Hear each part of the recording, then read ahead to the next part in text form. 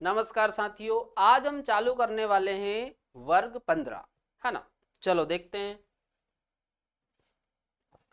तो सबसे पहले हम देखेंगे कि वर्ग 15 में कौन कौन से तत्व आते हैं, है ना।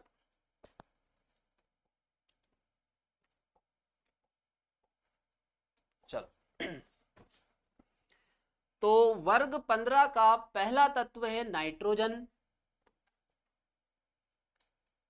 नाइट्रोजन के बाद फास्फोरस, फास्फोरस के बाद आर्सेनिक, आर्सेनिक के बाद एंटीमनी, एंटीमनी के बाद बिस्मथ, बिस्मथ के बाद मास्कोवियम, है ना। अब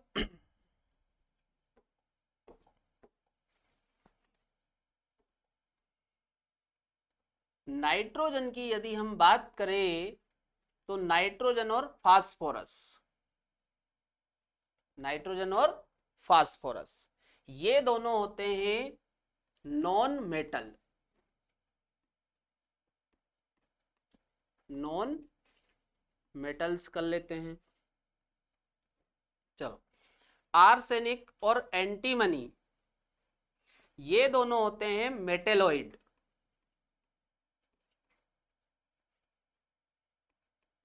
मेटेलॉइड्स, है ना। और बिस्मिथ और मास्कोवियम ये दोनों होते हैं मेटल।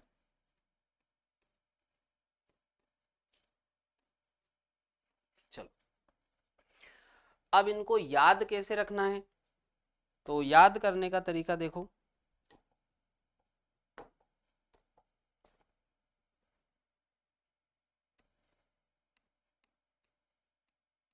नाना, पापा,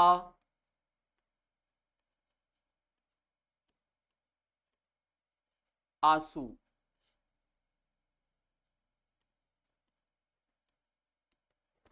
नाना, पापा, आंसू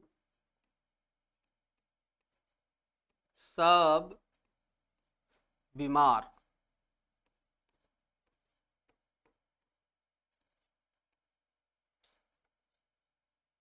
एमसी,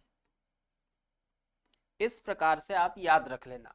नाना, पापा, आंसू सब बीमार, एमसी, है ना। चलो नोट करो पहले ये।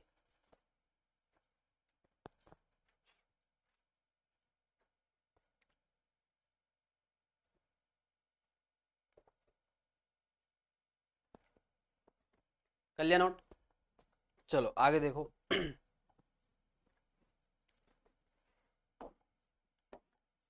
अब इनमें हम देखते हैं कि कौन सा तत्व किस अवस्था में पाया जाता है ना। तो nitrogen, phosphorus, arsenic, antimony, bismuth, moscovium, है ना। पहले हम इनके आवर्त देख लेते हैं। तो नाइट्रोजन है दूसरे आवर्त का, फास्फोरस है तीसरे आवर्त का, आर्सेनिक है चौथे आवर्त का, एंटीमनी है पांचवें आवर्त का, बिस्मथ छठे आवर्त का और मास्कोवियम सातवें आवर्त का, है ना। अब नाइट्रोजन की यदि हम बात करें तो नाइट्रोजन आपको गैस अवस्था में मिलेगा। कौन सी अवस्था में मिलेगा? गैस। चलो, अब इसके बाद फास्फोरस। तो फास्फोरस आपको सॉलिड अवस्था में मिलता है, ठोस अवस्था में, पर यह होता है मोमनुमा ठोस। ठोस तो है पर कैसा होता है? मोम जैसा ठोस, है ना। तो अपन यहां पर लिख लेते हैं सॉफ्ट, वैक्सी, सॉलिड। सॉफ्ट, वैक्सी, सॉलिड। जिस प्रकार से मोम मुलायम ठोस होता है उसी प्रकार से ये भी होता है, तो हम क्या बोलते हैं, सॉफ्ट वैक्सी सॉलिड, मोम नुमा मुलायम ठोस। आगे देखो, अब बाकी के ये जो सारे हैं नीचे वाले, ये होते हैं सॉलिड, है ना। चलो नोट करो, ऐसा चार्ट बनाओ एक।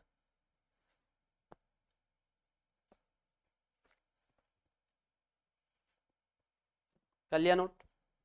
चलो आगे देखो, अब हम देखते हैं इनका इलेक्ट्रॉनिक विन्यास। तो इनका सामान्य इलेक्ट्रॉनिक विन्यास या संयोजकता कोष का इलेक्ट्रॉनिक विन्यास होता है NS2NP3, है ना। चलो अब अपन इनका इलेक्ट्रॉनिक विन्यास लिखते हैं। तो ये ध्यान रखना, ये सामान्य इलेक्ट्रॉनिक विन्यास या फिर आप इसे संयोजकता कोष, है ना, या बाह्यतम कोष का इलेक्ट्रॉनिक विन्यास भी बोल सकते हो, है ना।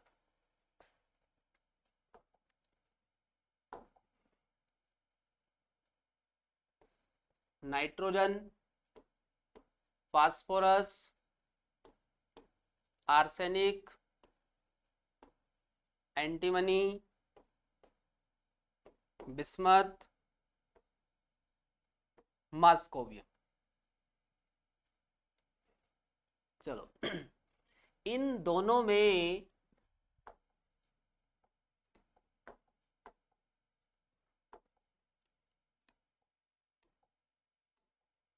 नाइट्रोजन और phosphorus,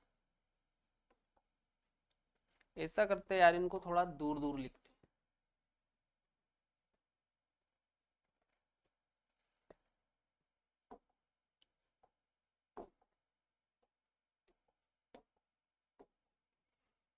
nitrogen, phosphorus, arsenic, antimony, bismuth, moscovium.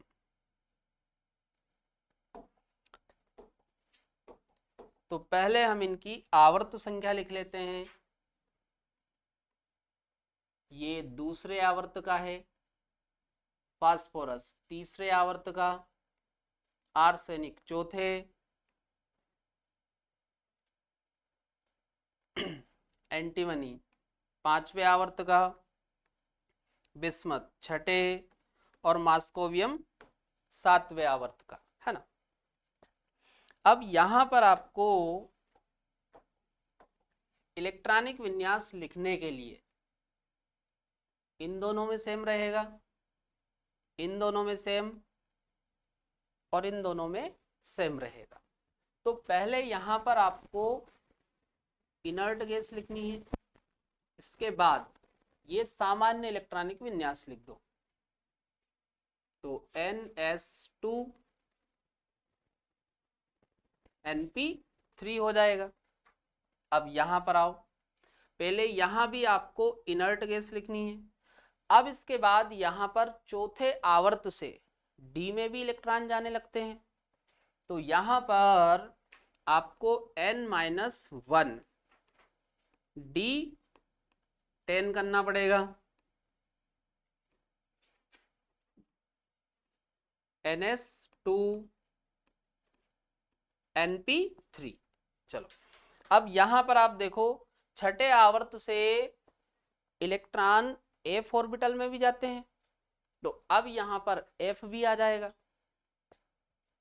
तो पहले इनर्ट गैस लिखो, फिर N-2 और F14, N-1 D10 NS2 NP3, इस प्रकार से आपको लिखना है। चलो अब हम एक एक करके सभी एलिमेंट का लिखते हैं। चलो तो नाइट्रोजन के पहले इनर्ट गैस कौन सी आएगी, हीलियम। तो पहले लिखो हीलियम, तो ये हमने हीलियम लिख दी। अब यहां पर n क्या है, आवर्त की संख्या, तो n कितना है 2, तो ये आ जाएगा 2s2 और 2p3। इस प्रकार से आपको लिख देना, बड़ा आसान है। आगे देखो, फास्फोरस के पहले इनर्ट गैस कौन सी आती है, नियोन। तो पहले लिखो नियोन, और n कितना है 3, तो ये 3s2 और 3p3 हो जाएगा। चलो, आर्सेनिक के पहले इनर्ट गैस कौन सी आ जाएगी, आर्गन। तो पहले लिखो आर्गन, n कितना है 4, तो 4 - 1 करो तो ये 3d आ जाएगा, तो 3d 10, 4s2 और 4p3 हो जाएगा। चलो, यहां पर देखो, एंटीमनी के पहले इनर्ट गैस कौन सी आ जाएगी, क्रिप्टॉन आ जाएगी। तो पहले क्रिप्टॉन लिखो,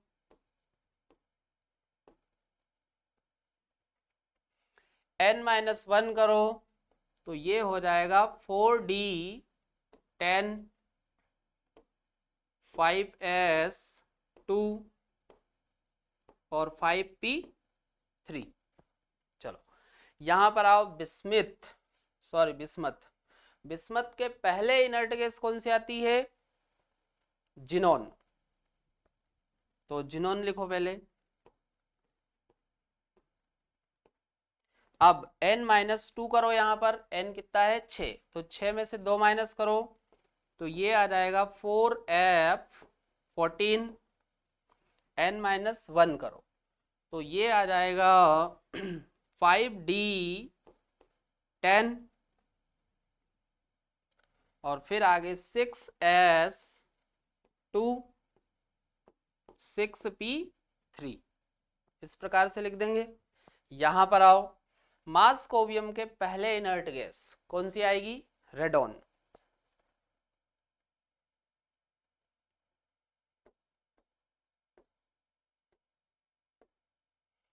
n-2 करो तो ये आ जाएगा 5f14, n-1 करो, यहां पर अपन ने n-2 और यहां पर n-1, तो ये आ जाएगा 6d10, 7s2 और 7p3। इस प्रकार से आपको इनका इलेक्ट्रॉनिक विन्यास लिखना है, बहुत आसान है। चलो नोट करो ये।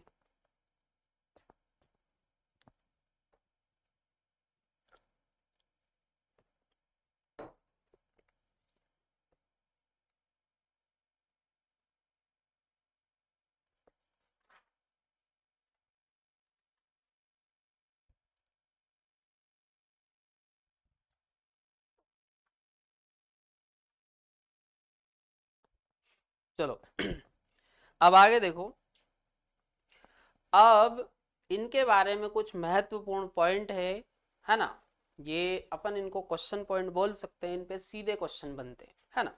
चलो अब हम इनको एक एक करके डिस्कस करते हैं। देखो, वायुमंडल की यदि हम बात करें तो वायुमंडल में जो आणविक नाइट्रोजन है वो पाई जाती है 78%। कितनी पाई जाती है, 78%। चलो देखो, वायुमंडल में आणविक नाइट्रोजन का आयतन 78% है, ध्यान रखना।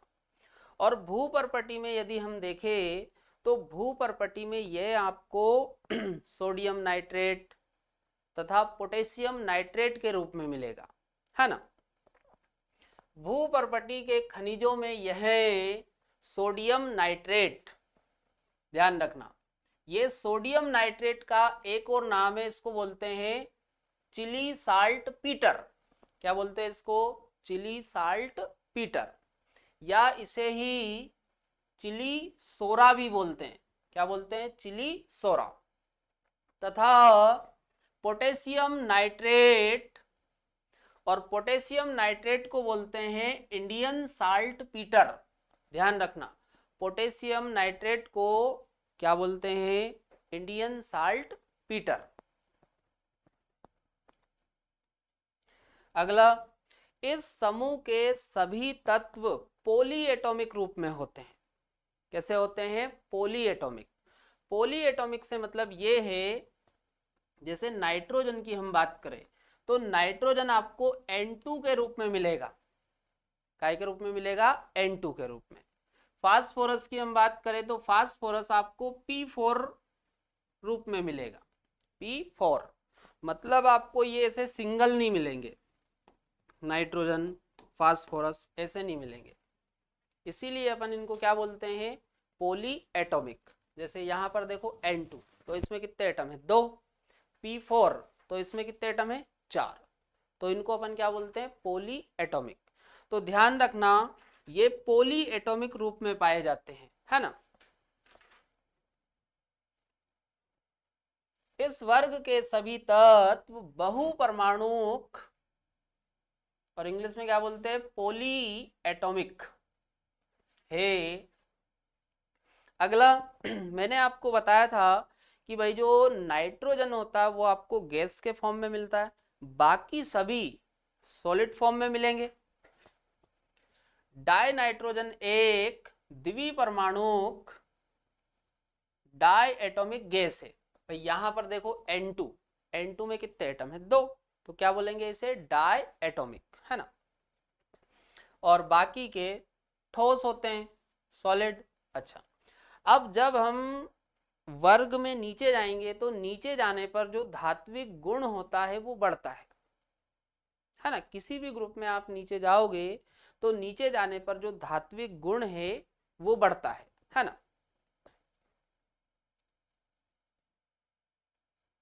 चलो, और अपर रूपता की यदि हम बात करें, मैंने आपको बताया था कि भाई कोई भी तत्व यदि एक से ज्यादा रूपों में पाया जाता है तो एक से ज्यादा रूपों में पाया जाने का जो गुण होता है या फिर जो प्रवृत्ति है तत्व की, उसी को अपन क्या बोलते हैं? अपर रूपता। तो अपर रूपता नाइट्रोजन को छोड़ दो तो बाकी सभी अपर रूपता प्रदर्शित करते हैं, केवल कौन नहीं दर्शाता है? नाइट्रोजन, है ना। नाइट्रोजन के अलावा। चलो, अब इसके बाद जो लास्ट वाला एलिमेंट है वर्ग का, मास्कोवियम, ये संश्लेषित रेडियो एक्टिव तत्व है। ध्यान रखना, संश्लेषित रेडियो एक्टिव तत्व मनुष्य द्वारा बनाया गया है ना, और रेडियो एक्टिव होता है तो बोलते हैं संश्लेषित रेडियो एक्टिव।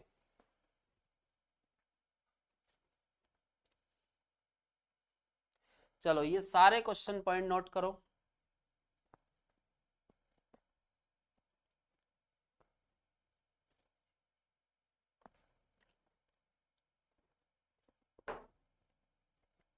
चलो, अब हम कुछ और ऑर्डर देखते हैं। चलिए, पहला हम देखेंगे त्रिज्या का। तो देखो, आप समूह में नीचे जाओगे तो नीचे जाने पर त्रिज्या बढ़ती है, क्योंकि नीचे जाओगे तो परमाणविक आकार बढ़ता है, और परमाणविक आकार बढ़ेगा तो त्रिज्या बढ़ेगी। तो यहां पर ऑर्डर बना लेते हैं हम, नाइट्रोजन, फास्फोरस, आर्सेनिक, एंटीमनी और बिस्मथ। चलो, ये ऑर्डर बन जाएगा। अगला है आयनन एंथैल्पी। तो देखो, जब हम समूह में नीचे जा रहे हैं तो परमाणविक आकार बढ़ रहा, और परमाणविक आकार बढ़ने के कारण इनकी आयनन एंथैल्पी कम होगी, क्योंकि छोटे परमाणु की आयनन एंथैल्पी ज्यादा होती है और बड़े परमाणु की आयनन एंथैल्पी कम होती है ना। तो नीचे जा रहे तो आकार बढ़ेगा, आकार बढ़ेगा तो आयनन एंथैल्पी कम होगी। तो nitrogen, phosphorus, arsenic, antimony, bismuth, सबसे ज्यादा आयनन एंथैल्पी किसकी होगी? नाइट्रोजन की। ये ऑर्डर बन जाएगा। अगला विद्युत ऋणात्मकता। तो जो विद्युत ऋणात्मकता है वो भी छोटे परमाणु की ज्यादा होती है, जनरली छोटे परमाणु की ज्यादा, और बड़े परमाणु की होती है कम। तो ये भी समूह में नीचे जाने पर कम होगी।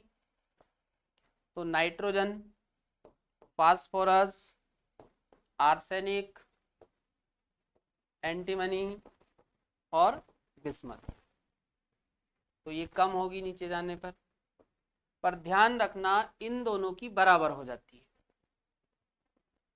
एंटीमनी और बिस्मथ इन दोनों की बराबर होती है, ध्यान रखना है अच्छे से।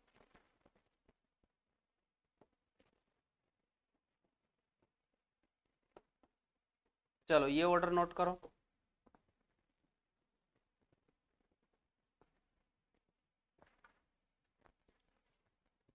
क्लियर हो?